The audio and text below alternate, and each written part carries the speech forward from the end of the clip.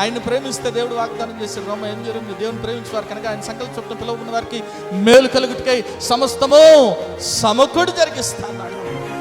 Oh Lord, I am your daughter, I am your son, I am giving the praise to you so that I can glorify you. You be with me, you help me out, because God has already promised that He will help you out.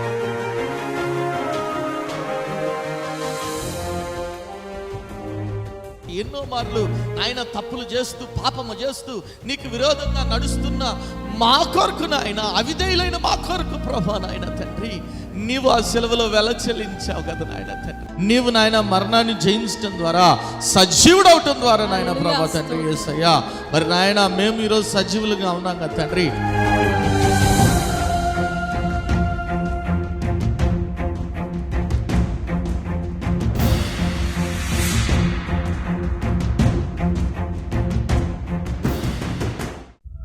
కుటుంబంలో నెమ్మది లేని స్థితిలోనున్నావా? అప్పుల ఊబిలో కూరుకుపోయిన స్థితిలోనున్నావా? ఏ పని చేసినా విఫలమైపోతున్నావా? జీవితం లేని స్థితిలోనున్నావా? అనారోగ్యంతో అల్లాడిపోతున్నావా? తాగుడు, జూదం అనే రకరకాల సాతాను బంధకాల్లో కుటుంబ సభ్యులు ఉన్నారా? కుటుంబంలో రక్షణ లేని స్థితిలోనున్నారా?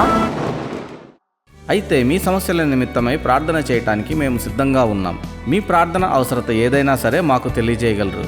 El Shaddai Prayer Tower, 306 3rd floor, Eden Square, above Spar Hypermarket, beside Apollo Hospital, Secunderabad. మా ఫోన్ నంబర్ 8885013886. దేవుడు మీ ప్రతి అవసరతను క్రీస్తు యేసు మహదైశ్వర్యంలో తీర్చునుగాక.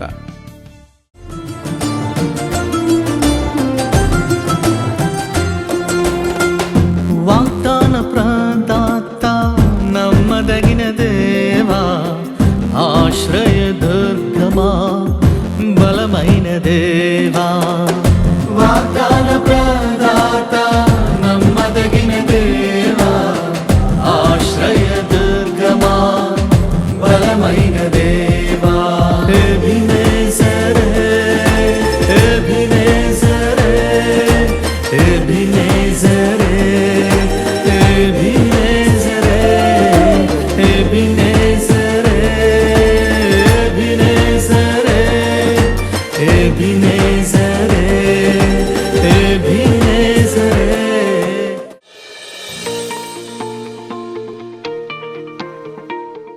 ఈ మధ్యకాలంలో ఒక సహోదరి నాకు ఫోన్ చేయటం జరిగింది. ఆ సహోదరి ఏం చెప్పిందంటే, బ్రదర్ మేము ఇల్లు కట్టుకోవాలనుకుంటున్నాం, దానికోసం లోన్ అప్లై చేసాం, అన్నీ అయిపోయినాయి బ్రదర్, అంతా బాగుంది, మీది ఫైల్ అంతా మంచిగా అయిపోయింది అన్నారు. చివరాఖరికి వచ్చే మీ శాలరీ సరిపోవట్లేదు, మీరు అడిగిన అమౌంట్, కానీ ఆ ఫైల్ని రిజెక్ట్ చేసేసారు బ్రదర్, లోన్ శాంక్షన్ కాలేదు.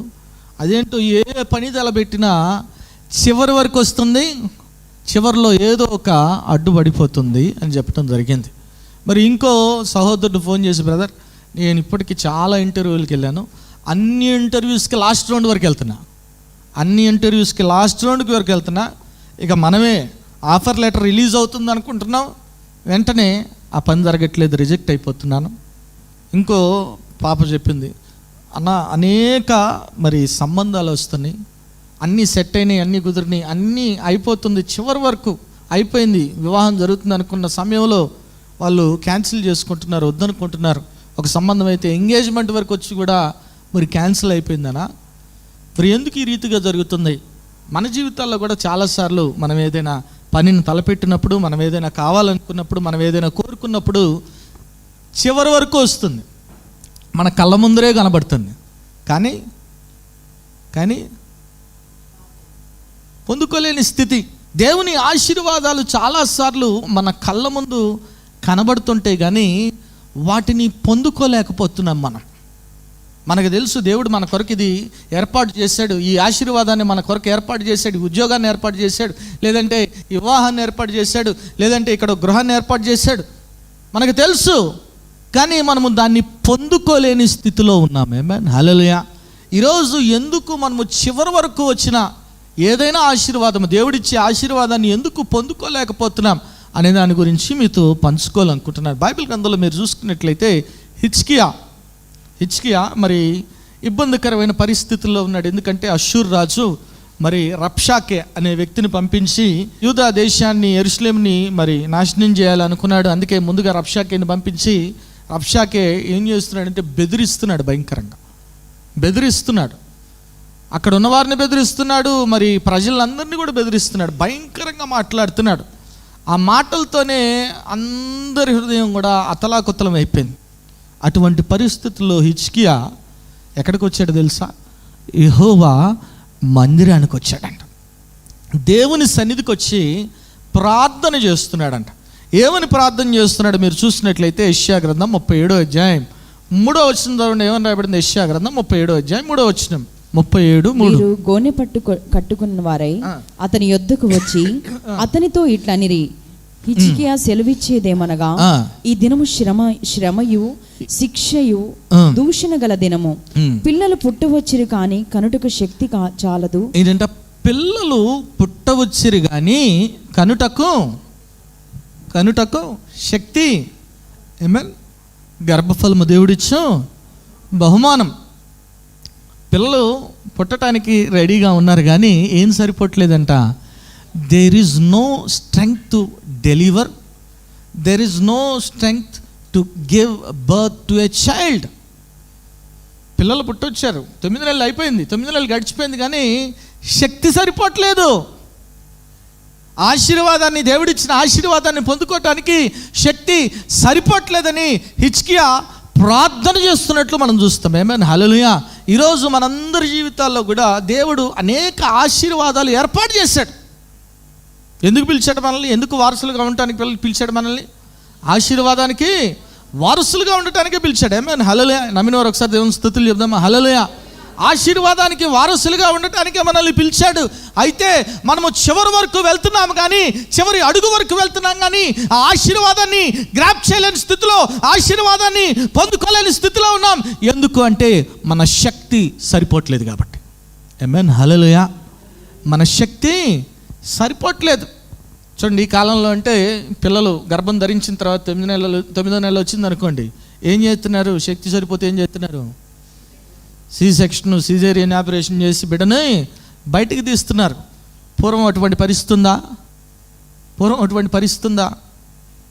కనాల్సిందే తల్లి. ఎట్లాగా ఉంటుంది ఆ వేదన, ఆ ప్రసూతి గడియ వచ్చినప్పుడు ఎంత వేదన ఉంటుంది? ఉంటుందా? బైబిల్ గ్రంథంలో చూస్తే యెషయా గ్రంథం 26వ అధ్యాయం 17-18 చదువుమా. యెహోవా ప్రసూతి కాలము సమీపింపగా, యెహోవా ప్రసూతి కాలము, గర్భవతి వేదన పడి కలిగిన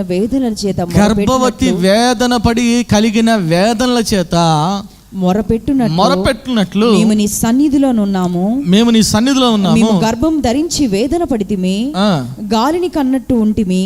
మేము లోకములో. ఒకసారి గడి దేవుని స్తుతులు చెప్దాం. హల్లెలూయా. గర్భము ధరించినప్పుడు ఆ ప్రసూతి సమయంలో తల్లి ఎంతగానో వేదన పడుతుంది. అవునా కదా? బిడ్డను కంటానికి వేదన పడుతుందా? పడుతుందా? ఖచ్చితంగా పడుతుంది. ఖచ్చితంగా వేదన పడుతుంది. అయితే బిడ్డను కడిన తర్వాత ఆ వేదన అంతా మర్చిపోతుంది. ఆమేన్, హల్లెలూయా. బిడ్డను కనిన తర్వాత ఆ వేదన అంతా, అరే నిన్ను కంటానికి నేను ఎంత కష్టపడ్డాను తెలుసు, నేను ఎంతగా అరిశాను తెలుసు, ఎంత బాధ అని చెబుతుందా?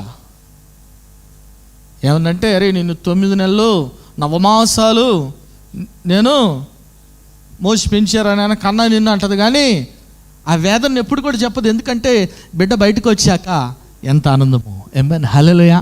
ఎంత ఆనందము. దేవుని ఆశీర్వాదం మనం పొందుకున్నాక మన జీవితంలో ఎంత ఆనందం ఉంటో గుర్తుపెట్టుకోండి. ఆమేన్, హల్లెలూయా. అయితే ఆశీర్వాదం పొందుకోవటానికి ఏముంటుంది? వేదన ఉంటుంది, శ్రమ ఉంటుంది, దూషణ ఉంటుంది. గుర్తుపెట్టుకోవాలి. ఆమేన్, హల్లెలూయా. ఆ వేదన గడియలో, ఆ శ్రమ గడియలో, ఆ ఇబ్బందికర గడియలో నీకేం కావాలి? దేవుని శక్తి కావాలి. ఆమేన్, హల్లెలూయా. అందుకే చాలామంది జీవితాల్లో చివరి వరకు వస్తున్నాయి. ఉద్యోగ విషయంలో ఆఫర్ లెటర్ వరకు వస్తుంది కానీ ఆఫర్ లెటర్ చేతికి రాదు. పెళ్లి విషయంలో సంబంధాలు సెట్ అయిపోయింది, ఎంగేజ్మెంట్, పెళ్ళి మాత్రము. బిజినెస్ విషయంలో ఆ డీల్ సెట్ అయిపోతుంది. రేపు ఆ రేపు ఎప్పటికీ రాదు. ఎందుకంటే శక్తి సరిపోవట్లేదు.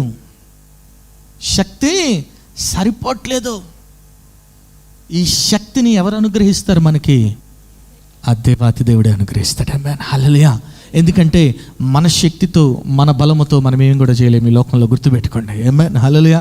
అందుకే పౌలు భక్తుడు ఒక మాట అంటే మనందరికీ తెలిసిన మాట, ఫిలిప్పీయులకు రాసిన పత్రిక 4వ అధ్యాయం 13వ వచనంలో ఏమని రాయబడింది చదవండి. ఫిలిప్పీయులకు రాసిన పత్రిక 4వ అధ్యాయం 13వ వచనం. నేను సమస్తము చేయగలను, నన్ను బలపరచువాని యందే నేను సమస్తమును, మళ్ళీ చెప్తాను, నన్ను బలపరచువాని యందే నేను సమస్తము చేయగలను. నన్ను బలపరచువాని యందే నేను సమస్తమును. దేవుడు శక్తి ఇవ్వాలి. దేవుని శక్తి ఇవ్వకుండా, దేవుని శక్తి లేకుండా నువ్వు కింద మీద పైన పక్కన పడినా ఏ పనులు జరగవు, గుర్తుపెట్టుకో. ఏమైనా హల్లెలూయా. కింద మీద పడిన పనులు జరగవు. అవుతున్నట్టుంటాయి, జరుగుతున్నట్టుంటాయి, పొందుకున్నట్టుంటాయి, కానీ పొందుకోలేవు, జరగవు, అవ్వవు. ఎందుకంటే శక్తి సరిపోవట్లేదు. ఏమైనా hallelujah. No strength to deliver.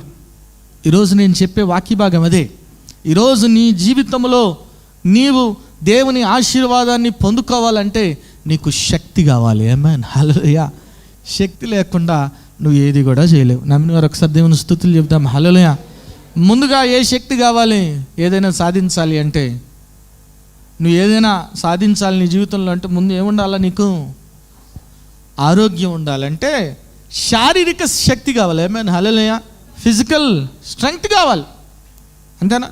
చూడండి, బిడ్డల్ని కనేటప్పుడు కూడా సి సెక్షన్ కాలేదు అనుకోండి, ఏం చెబుతుంటారు? You should push hard so that the child will come outside. Amen, hallelujah. అంతేనా? Push hard. కాబట్టి నీకేం కావాలి? శారీరక శక్తి కావాలి. ఆమేన్, హల్లెలూయా. శారీరక శక్తిని కూడా ఎవరు అనుగ్రహిస్తారు? దేవుడే అనుగ్రహిస్తాడు. బైబిల్ గ్రంథంలో మీరు చూసినట్లయితే మరి ఒక వ్యక్తి ఉన్నాడు, మనందరికీ తెలుసు. ఆయన మహాబలశాలి. ఆయన ఒక గాడిద దవడ ఎముకతో ఎంతమందిని చంపాడంట మీరు చూసినట్లయితే న్యాయాధిపతుల గ్రంథం, న్యాయాధిపతులు 15వ అధ్యాయం 15వ వచనం చదవండి. ఏమని రాయబడింది? న్యాయాధిపతులు 15:15. అతడు గాడిద ఎక్కి వచ్చి దవడ ఎముకను కనుగొని చెయ్యి చాచి పట్టుకొని దాని చేత 1000 మంది మనుషులను చంపెను. ఏంటండి ఆయన ఆయుధము? గాడిద దవడ ఎముకతో ఎంతమంది చంపాడంట? 1000. మనకు దొరికితే ఏం చేస్తాం? కూర వండుకొని తినేస్తాం కదా. చాలామంది ఉన్నారు, చాలామంది గాడిద రక్తం తాగే వాళ్ళు ఉన్నారు. It's so much strength. Covid వచ్చినప్పుడు చాలామంది ఆ గాడిద రక్తం తాగటం ద్వారా, గాడిద మాంసం తినటం ద్వారా చాలా శక్తిని పొందుకున్నారు. ఆ ఊపిరితిత్తులు, లంగ్స్ చాలా బలపడతాయి. మీరు కావాలంటే చదువుకోండి వెళ్ళి. గాడిద ఎముక దవడతో 1000 మందిని చంపాడంటే. ఆమేన్, హల్లెలూయా. దేవుడు సంసోనుకు అంత శక్తిని అనుగ్రహించాడు. నమ్మిన వారు ఒకసారి దేవుని స్తుతులు చెప్దాం. హల్లెలూయా. శక్తిని అనుగ్రహించాడు. అయితే ఆ శక్తిని ఉంచుకున్నాడా, పోగొట్టుకున్నాడా? ఎట్లా? వీక్నెస్, బలహీనత. మన జీవితంలో కూడా చాలాసార్లు దేవుని శక్తిని మనం పొందుకొని కూడా మన బలహీనతన, మన వీక్నెస్ల వల్ల దేవుని శక్తిని మనము కోల్పోయే వారంగా ఉన్నాం. నమ్మిన వారు దేవుని స్తుతులు చెప్దాం. హల్లెలూయా. ఎటువంటి పరిస్థితి వచ్చిందంటే, ఒక గాడిద దవడ ఎముకతో 1000 మందిని చంపిన వ్యక్తి కాస్త ఎటువంటి పరిస్థితి అతనికి ఏర్పడిందంటే, న్యాయాధిపతుల గ్రంథం 16వ అధ్యాయం 22వ వచనం ఏమని రాయబడింది? అతడు బందీ గృహంలో తిరగలి విసురువాడు ఆయను. అయితే అతడు క్షౌరం చేయబడిన తర్వాత అతని తల వెంట్రుకలు తిరిగి మొలుచుటకు మొదలుపెట్టెను.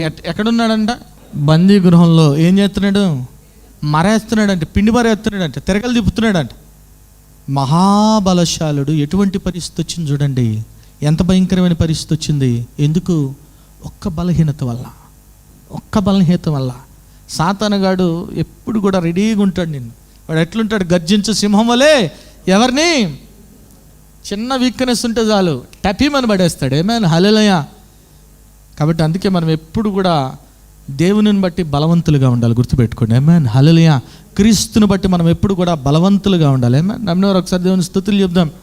పడిపోయాడు, కళ్ళు బీకేశారు, కళ్ళు పెరికేశారు, తిరగలు తిప్పుకుంటున్నాడు, గుండు కొట్టించేశారు. అయితే గుర్తుపెట్టుకోండి, సాతానుగాడు ఏం చేయగలడు? నీ గుండు కొట్టించగలడు, కానీ తిరిగి వెంట్రుకలు మలవకుండా ఆపగలడా? ఎప్పటికీ ఆపలేడు. ఆమేన్, హల్లెలూయా, హల్లెలూయా. ఎందుకంటే ఎవరికి ఉందా శక్తి? ఒక్క వెంట్రుక నీ తలలోంచి రాలాలన్నా దేవుని చిత్తం కావాల్సింది గుర్తుపెట్టుకోండి. Amen, hallelujah. Because my God, our God has power over anything and everything in this world. Amen, hallelujah. చూడండి, తిరగలు తిప్పుకుంటున్నాడు, కానీ అతని ఇంటెన్షన్ ఏముంది? ఫిలిస్తీన్ని చంపాలి, హతమార్చాలి. అందుకే ఏం కోరుకుంటున్నాడు మీరు చూస్తే న్యాయాధిపతుల 16వ అధ్యాయం అక్కడ 26వ వచనంలో చూస్తే ఏం చేస్తున్నాడు చూడండి. సంసోను తన చేతిని పట్టుకున్న బంటుతో ఇట్లా, నేను ఈ గుడికి ఆధారముగానున్న స్తంభములను నన్ను తడవనిచ్చి విడువుము, నేను వాటి మీద ఆనుకుంది. ఏమంటున్నాడు? అయ్యా, ఎక్కడైతే ఆధారంగా ఉన్నాయో ఆ స్తంభముల దగ్గరికి నన్ను తీసుకెళ్ళు. ఆ బంటుతో వేడుకుంటున్నాడంట, నన్ను అక్కడికి తీసుకెళ్ళు నాయన. నేను ఆధారముగా ఉన్న వాటి దగ్గర ఎందుకు అంటే అతని ఇంటెన్షన్ ఏంటి? ఆ పిల్లర్స్ని దోసేస్తే అక్కడ ఉన్న వారందరూ కూడా చనిపోతారు. ఆత్మ ఎట్లుంది? సిద్ధంగా ఉంది, కానీ శరీరము ఉందా? ఫిజికల్ స్ట్రెంగ్త్ ఉందా? పవర్ ఉందా అతనిలో? లేదు. He wants to deliver, he wants to do a thing for Christ, he wants to do a thing for God, he wants to do a thing for father.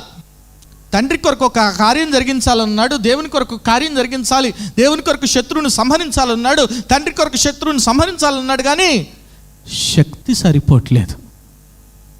శక్తి పూర్వం అయితే ఏం చేశాడు?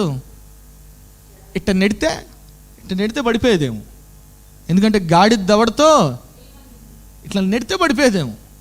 కానీ ఇప్పుడు శక్తి ఉందా? లేదే. ఏం చేయాలి?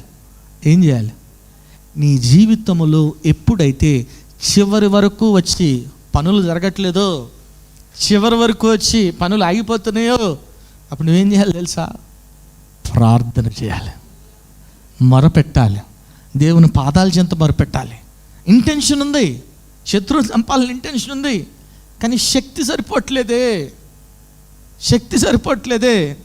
ప్రార్థన చేస్తున్నాడు. ఏమైనా ప్రార్థన చేస్తున్నాడు? 28 వచ్చిందో ఏమన్నా సంసోను, యెహోవా ప్రభువా, దయచేసి నన్ను జ్ఞాపకం చేసుకొనుము, దేవా దయచేసి ఈసారి మాత్రమే నన్ను బలపరచుము.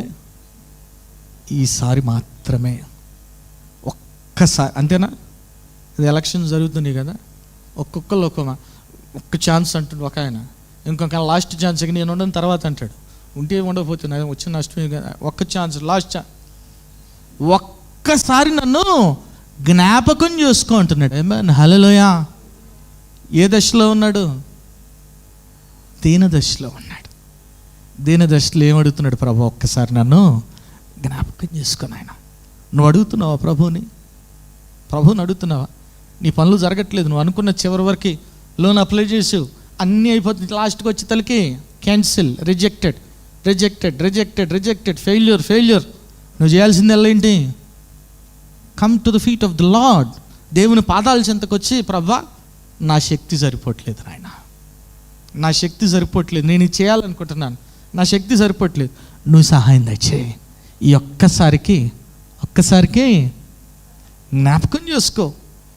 నా దీన దశలో నీవు నన్ను మరువక జ్ఞాపకం చేసుకుంటేవి, నా పాపములను ఇక ఎన్నటికి నీవు జ్ఞాపకం చేసుకొనంటివి. నా దీన దశలో నీవు నన్ను మరువక జ్ఞాపకం చేసుకుంటివి, నా పాపములను ఇక ఎన్నటికి నీవు జ్ఞాపకం చేసుకొనంటివి. నీ కృపతో నన్ను బ్రోచితివి, నీ ప్రేమతో నన్ను గాంచితివి. నీ సిలువ రక్తమే నన్ను శుద్ధి చేసింది, నీ సిలువ రక్తమే నన్ను శుద్ధి చేసింది. నీ కృపా సత్యములే నన్ను కాపాడు ప్రభు, నీ నీతి వాక్కులే నన్ను నడిపించు ప్రభు. నీ ప్రేమానురాగమే నన్ను బ్రతికించు ప్రభు, నీ ప్రేమానురాగమే నన్ను బ్రతికించు ప్రభు. నీ సిలువ రక్తం రక్తమే నన్ను శుద్ధి చేసింది, నీ సిలువ రక్తమే నన్ను శుద్ధి చేసింది, నీ కృపా సత్యములే నన్ను కాపాడు ప్రభు, నీ నీతి వాక్కులే నన్ను నడిపించు ప్రభు. హల్లెలూయా.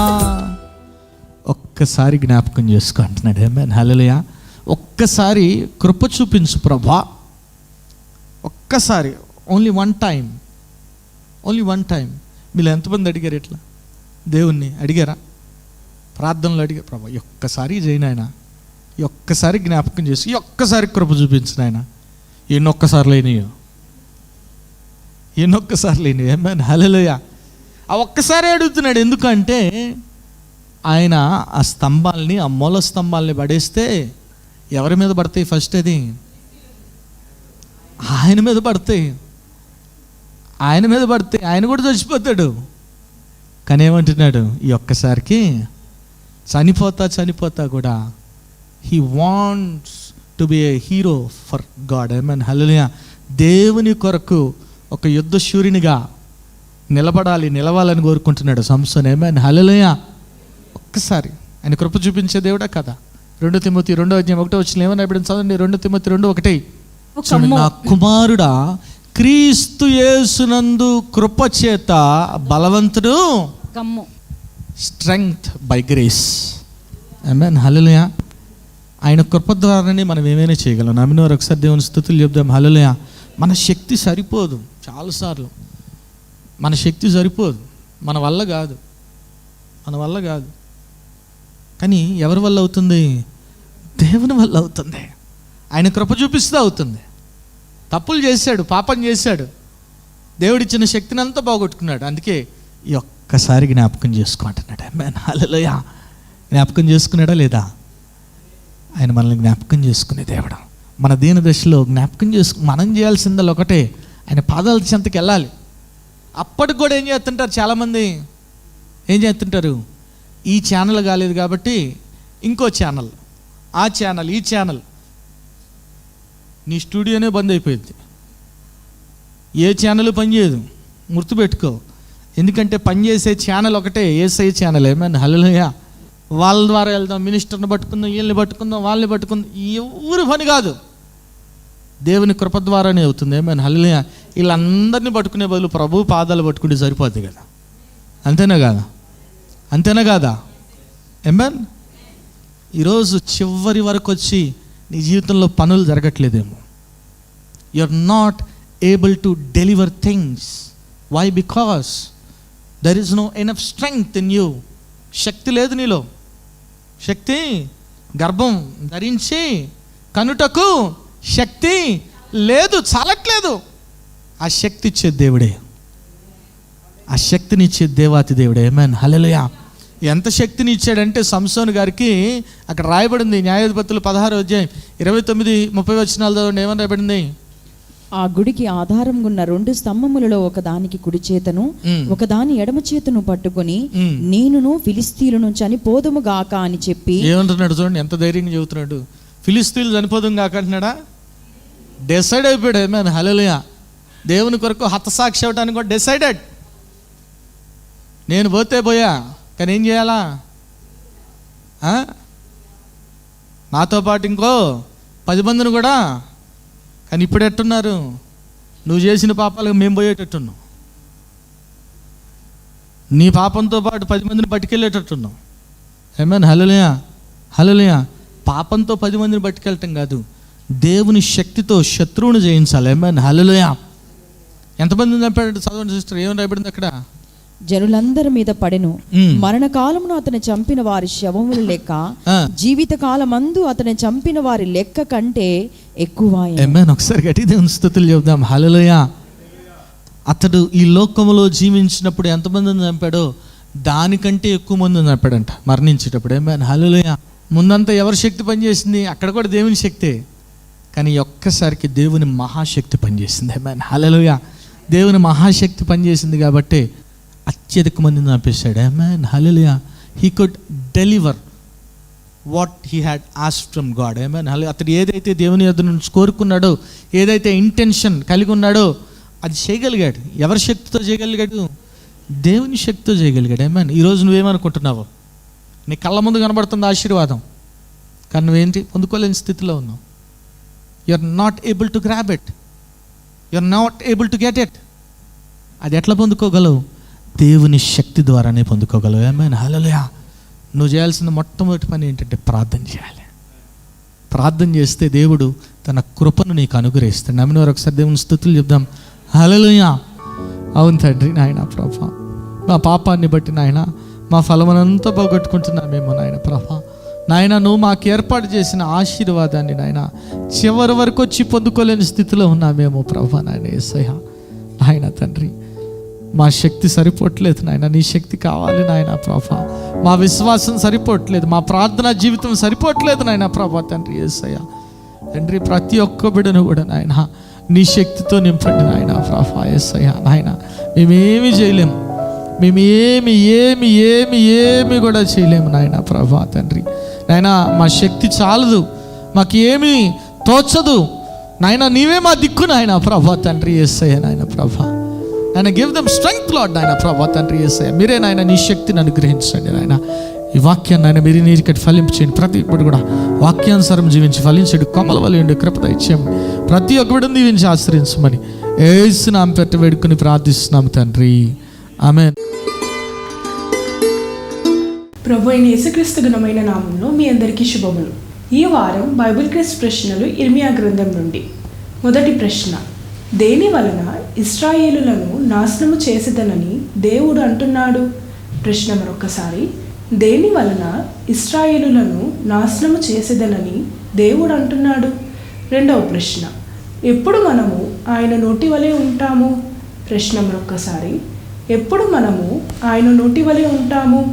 మూడవ ప్రశ్న, నీ మాటలు నాకు బ్లాంక్, నా హృదయమునకు బ్లాంక్ కలుగచేయుచున్నవి. ప్రశ్న మరొకసారి, నీ మాటలు నాకు బ్లాంక్, నా హృదయమునకు బ్లాంక్ కలుగజేయుచున్నవి. ఈ ప్రశ్నలకు గల సమాధానాలు స్క్రీన్పై చూపిస్తున్న నంబర్కు పంపగలరు. గత వారం బైబిల్ క్విజ్ ప్రశ్నలకు సమాధానాలు. మొదటి ప్రశ్నకు జవాబు శాపగ్రస్తుడు, ఇర్మియా 17:5. రెండో ప్రశ్నకు జవాబు జీవజలముల ఊటను, ఇర్మియా 17:13. మూడో ప్రశ్నకు జవాబు స్తుతియాగ ద్రవ్యములను, ఇర్మియా 17:26. ఈ వారం బైబిల్ క్విజ్ విజేత అరుణ గారు ఫ్రమ్ సక్కినేటిపల్లి. మరి ఎవ్రీ మండే మరి ఆశ్చర్యకరమైన యేసు అనే టీవీ ప్రోగ్రామ్ జరుగుతుంది. మరి ఆరాధన ఛానల్లో ఎవ్రీ మండే ఈవినింగ్ 6 o'clock వస్తుంది. మరి చూడండి, ఇతరులకి పరిచయం చేయవలసిందిగా ప్రభు నామపేట మనం చేసుకున్నాను. అదే రీతిగా మరి యూట్యూబ్, ఫేస్బుక్ ఛానల్లో కూడా మరి ఇప్పటి వరకు అనేక ప్రోగ్రామ్స్ జరిగినాయి, మీరు చూడొచ్చు, వాచ్ చేయొచ్చు. మరి చూడండి, బలపడండి, పరిశుద్ధాత్మను పొందుకోండి. ఆమేన్.